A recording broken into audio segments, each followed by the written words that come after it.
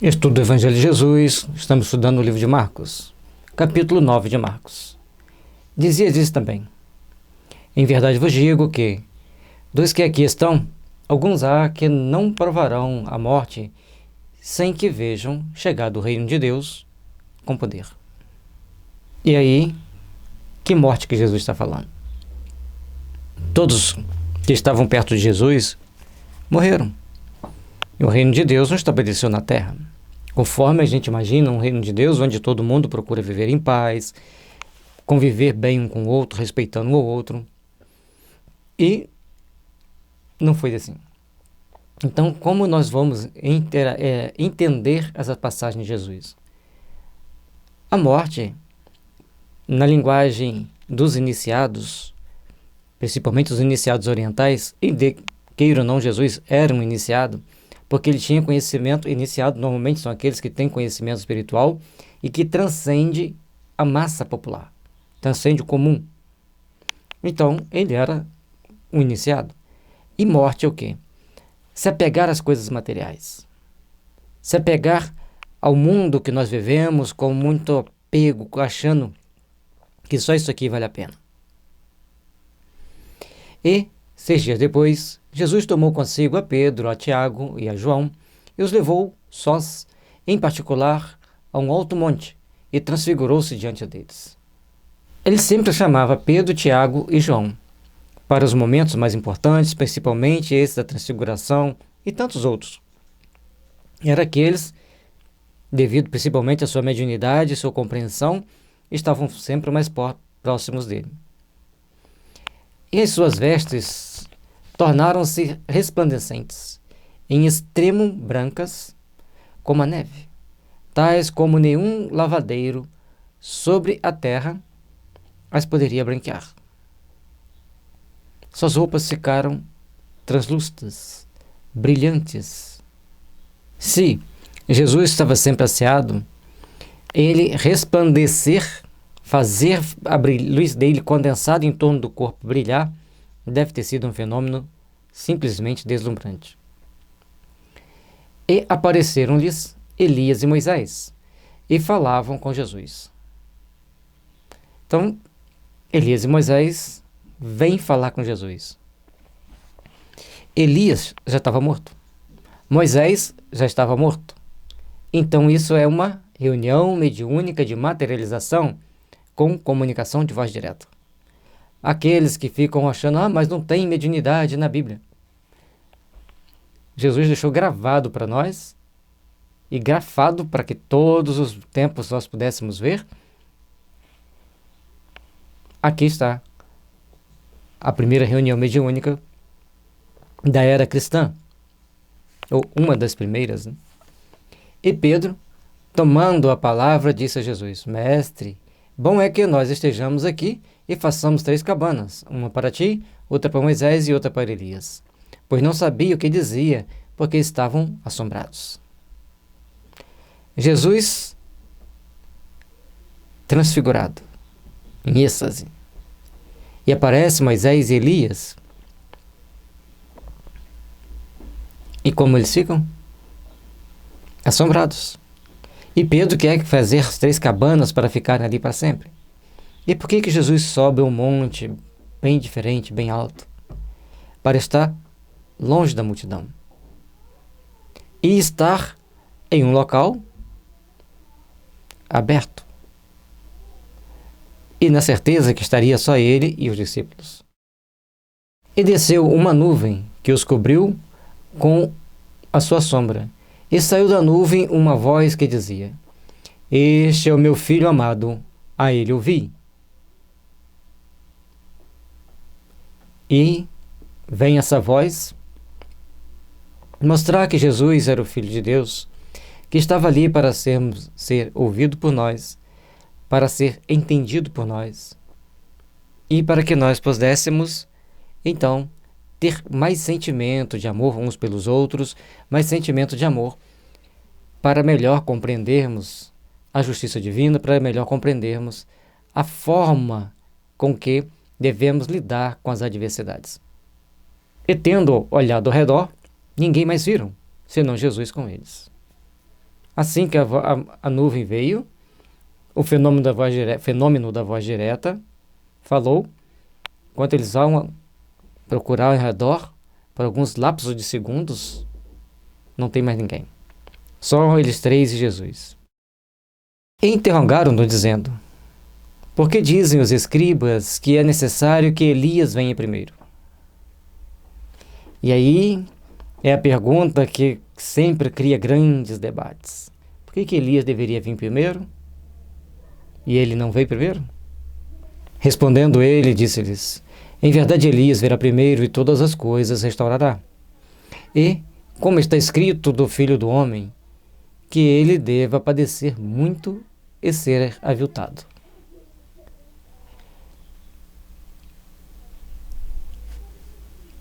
Elias viria primeiro do que Jesus. Se Elias viria primeiro que Jesus, Elias iria reencarnar.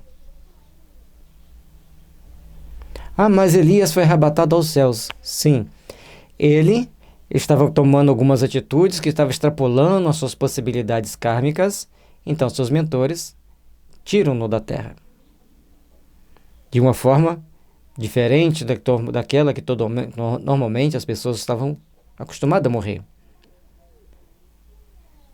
Então, Elias tem o corpo desmaterializado e seu espírito ascende aos céus. Nesse processo de desmaterialização, que é uma desmaterialização por indução de mentes muitíssimo poderosas, ele então produz todos aqueles fenômenos ali em torno dele, e Elias então é exalçado aos céus. Em espírito, o corpo fica. E agora? Se Elias viria primeiro, então ele teria que reencarnar. Digo-vos, porém, que Elias já veio e fizeram-lhe tudo o que quiseram, como dele está escrito. Elias veio, foi muito questionado, foi também questionador, muito rigoroso nas posturas de que deveria se cumprir do Evangelho, e eles então resolvem dar um fim a Elias. E quando se aproximou dos discípulos, viu ao redor deles grande multidão e alguns escribas que disputavam com eles. Ele volta, os discípulos que estavam lá já estavam cercados por uma multidão e os escribas tentando fazer um jogo de palavras, e nisso eles eram bons, eles eram treinados para isso. E logo, toda a multidão, vendo-o, ficou espantada e correndo para ele, o saudaram. Aí Jesus chega, torna-se ele o centro das atenções, vão para Jesus.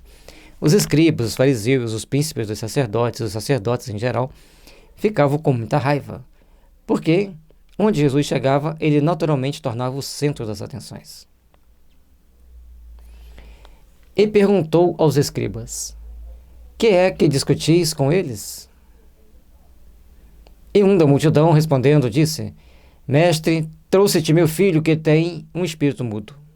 E este, onde quer que o apanha, despedaça-o, e ele espuma, range os dentes, vai se secando. E eu disse aos teus discípulos que o expulsassem, e não puderam. A discussão, nesse momento, era tentar o fenômeno da expulsão daquele espírito mudo daquele filho, que o escriba estava desesperado para vê-lo tornar-se saudável. Mas não era só o fato dele ser mudo. Ele tinha crises. Nas crises, ele chegava a se morder, espumar, ranger os dentes. Tipo a crise de epilepsia, mas um pouco mais complexa. E ele respondendo lhes disse: ó geração incrédula, até quanto estarei convosco? Até quanto vos sofrerei ainda? Trazei-mo. Aí, toda aquela multidão em torno do jovem, e nada fizeram. Toda aquela multidão em volta do jovem mais atrapalhavam do que ajudavam. Porque os apóstolos, apesar de não terem todo o magnetismo do Cristo, mas já tinham várias conquistas, mas Jesus tinha o poder de dominar as multidões. E isso faz a diferença. e trouxeram-lhe. E quando ele o viu, logo o espírito o agitou com violência. E caindo, o endemoniado por terra, revolvia-se espumando. Ali estava o espírito incorporado de novo naquele jovem, mais uma mediunidade, porque essa incorporação por espírito imundo chama-se mediunidade descompensada, mediunidade desequilibrada, criando então a possibilidade do espírito trazendo a pessoa, provocando na pessoa vários fenômenos, como convulsão, às vezes efeito dos objetos na sala, ficar voando, ficar mexendo, ficar andando sozinho, e vários outros fenômenos que normalmente ocorrem. E perguntou ao pai dele: quanto tempo há que lhe sucede isto? Jesus não teve pressa. Apenas perguntou para o pai quanto tempo acontecia aquilo ali. E ele disse-lhe: desde a infância. E muitas vezes o tem lançado no fogo e na água para o destruir. Mas se tu podes fazer alguma coisa, tem compaixão de nós e ajuda-nos. Jesus fazendo essa pergunta não era por curiosidade. Era para que a multidão em torno dele ficasse sabendo da história do menino, pudesse entender a história do jovem. E Jesus disse-lhe: se tu podes crer, tudo é possível que crê. E aí ele traz para a fé, para aquilo que nós devemos acreditar, para aquilo que nós devemos crer. E logo o pai do menino, clamando com lágrimas, diz: eu creio, Senhor, ajuda a minha incredulidade. A resposta bem típica dos judeus, né? É extremamente sincero. Eu creio, Senhor, mas daquilo que ainda falta em mim de fé, fortaleça-me, ajuda-me, dê-me aquilo que falta para a minha fé. E Jesus, vendo que a multidão concorria, repreendeu o espírito imundo, dizendo-lhe: espírito mudo e surdo, eu te ordeno, sai dele e não entres mais nele.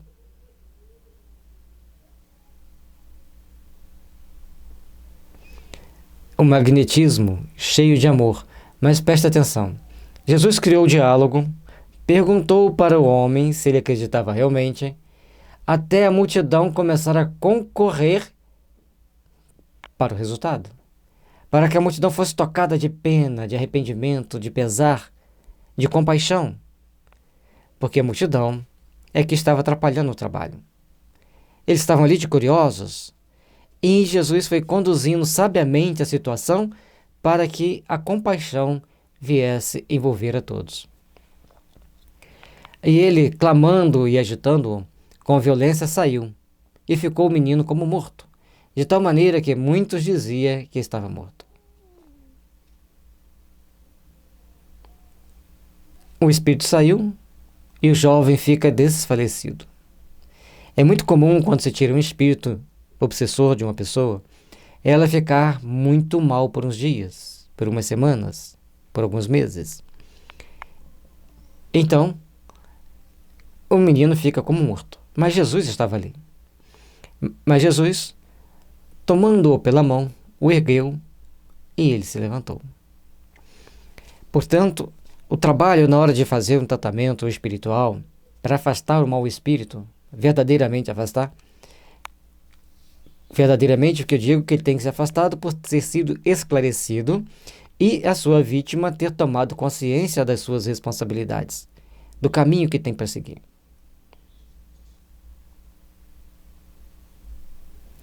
A pessoa, normalmente, quando se vê livre do espírito, fica uns dias mal, uns dias doente. Tem um livro do Manuel Filomeno de Miranda que ele relata que quando tira um grupo de obsessores de uma menina, e o fato acontece, se não me engano, em Pernambuco, ela precisa de ficar 15 dias internada. Certa vez, um espírito amigo chegou e disse que ia tirar um obsessor de um familiar meu, e que ele ia ficar 15 dias tonto, caindo para a esquerda.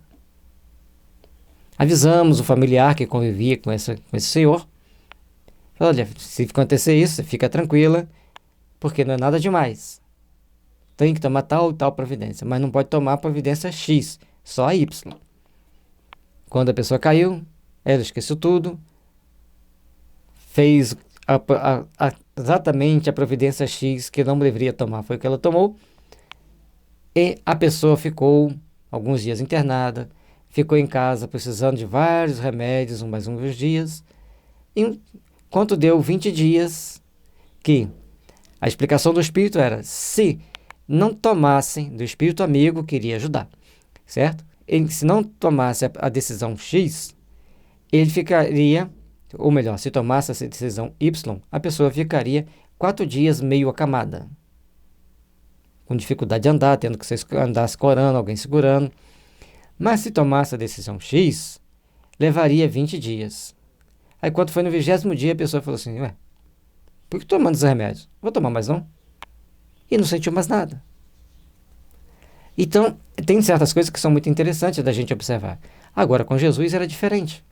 Ele tinha o magnetismo para suprir, repor o psiquismo da pessoa liberta. E foi o que ele fez. Ao tomar o menino pela mão e levantá-lo, ele estava alimentando-o com uma condição energética para que ele tivesse força para superar aqueles momentos difíceis. E que privilégio, né? Ser amparado exatamente por Jesus. E, quando entrou em casa, os seus discípulos lhe perguntaram à parte, por que ou não podemos nós expulsar? E disse-lhes, esta casta não pode sair com coisa alguma, a não ser com oração e jejum. É um momento importante que nós precisamos começar a compreender certos pontos importantes da nossa existência, certos pontos importantes da nossa caminhada. Precisamos, então, começar a realizar o bem, trabalharmos pelas forças do bem e procurarmos compreender que o jejum, muita gente vai falar assim, mas é o jejum moral. Não, jejum de falta de comida mesmo. Ou fazer uma monodieta, ou fazer uma alimentação bem frugal, bem simples. É importante fazer.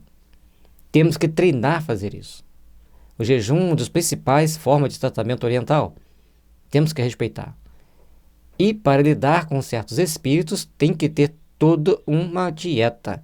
Portanto, quem for ler o livro Desobsessão, vai ver que lá tem um grande rigor para a reunião de desobsessão.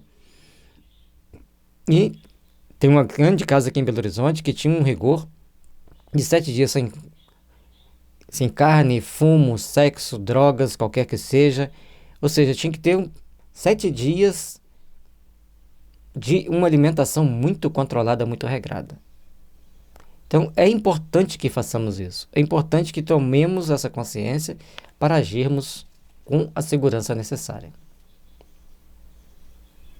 E, tendo partido dali, caminharam pela Galileia e não queria que alguém o soubesse. E sempre, de vez em quando, que o Marcos fala que ele queria ir para um local onde não soubesse que ele estivesse lá. Ele ia caminhando.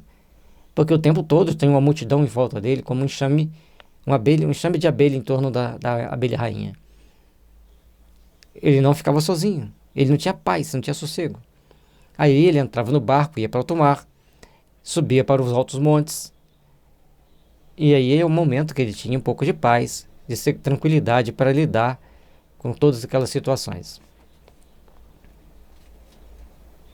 Porque ensinava os seus discípulos, ele lhes dizia, o Filho do Homem será entregue nas mãos dos homens e matá-lo-ão. E morto ele ressuscitará ao 3º dia. Mas eles não entendiam esta palavra e receavam interrogá-lo. Quando Jesus dizia que ele ia ser entregue na mão dos homens, nos homens de Estado, Anás, Caifás, Pilatos, e ali eles iam praticar vários danos, vários atos ignóbeis contra o Mestre. Mas lembremos que todos aqueles que estavam perto do Mestre hoje só reencarnam em missão. É importante nós falarmos isso sempre, para ninguém ficar odiando Pilatos, odiando Anás, odiando Caifás. Não vai adiantar nada. Se você estivesse no lugar deles, você fazia até pior. Graças a Deus que você não estava lá no lugar deles. Bom, E com isso, ele mostrava para eles que iria passar por aquela situação, por aquele momento difícil. Mas eles receavam perguntá-lo e provavelmente faziam de conta que não estavam entendendo, mas eles sabiam de que se tratava. E às vezes, quando o assunto é muito melindroso, a gente fala assim, é bom nem ficar sabendo tudo, não é isso? Então eles nem perguntavam. Vamos perguntar não, vamos deixar a gente meio enganado aqui até o dia, que aí, na hora lá a gente vê como que é. E chegou a Cafarnaum, e, entrando em casa, perguntou-lhes, que estáveis vós discutindo pelo caminho? Mas eles calaram-se, porque pelo caminho tinham disputado entre si qual era o maior. É igual o menino, né? Eu sou o maior, eu sou o melhor, eu sou o líder, eu vou liderar. E só que os meninos às vezes saem no cash mesmo, na pancada, para tentar resolver quem é o maior, quem é o mais forte. Mas ali aquela discussão, quer dizer, até entre os discípulos de Jesus tinha aqueles que queriam ser o maior. Até ali, entre eles, tinham aqueles que queriam disputar um local de destaque. Mas ficaram calados para não dizer o que estava acontecendo, mas Jesus sabia. E ele, assentando-se, chamou os 12 e disse-lhes, se alguém quiser ser o primeiro, será o derradeiro de todos e o servo de todos. A questão de ser o servo de todos, ser aquele que trabalha para o bem-estar de todos, é o que vai fazer a diferença. É o que vai trazer para nós a grande diferença para nos beneficiar, para nos ajudar. Façamos o melhor possível. Façamos o melhor para nossas vidas, para nossas almas. Façamos o melhor para a nossa caminhada evolutiva. Somente assim seremos vencedores de nós mesmos. E aí, não adianta querermos ser maior do que A, do que B, do que C. Por exemplo, a pessoa chega a fazer, eu quero ser o melhor espírita da agora para frente. Que diga só para sua consciência, para que você lute contigo mesmo, para ser alguém estritamente cumpridor do Evangelho. Mas não fala conta para os outros, não. Fica só para você.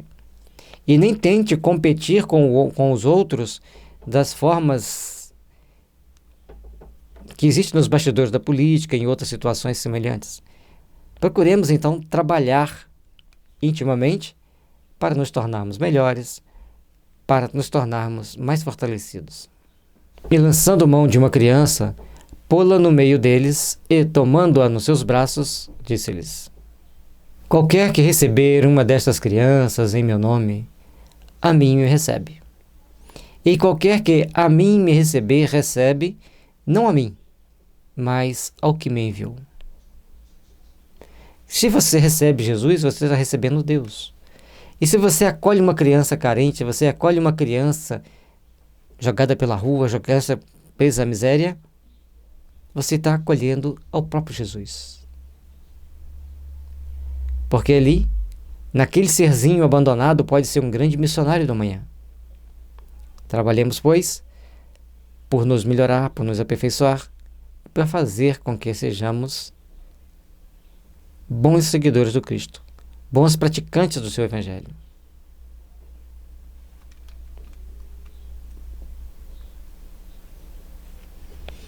E João lhe respondeu, dizendo, Mestre, vimos um que, em teu nome, expulsava demônios, o qual não nos segue, e nós lhe proibimos, porque não nos segue.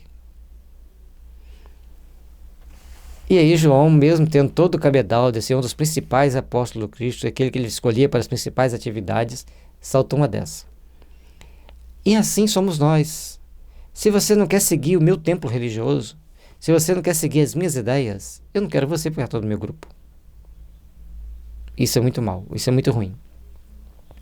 Jesus, porém, disse, não lhe proibais, porque ninguém há que faça milagre em meu nome e possa logo falar mal de mim.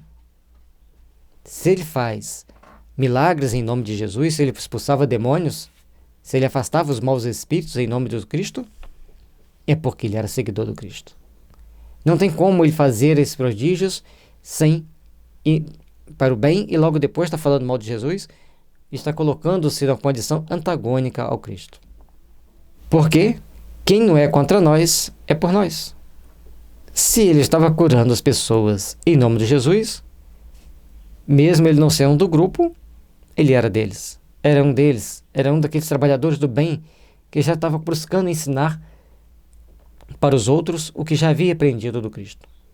Porquanto, qualquer que vos der a beber um copo de água em meu nome, porque sois discípulos de Cristo, em verdade vos digo que não perderá o seu galardão.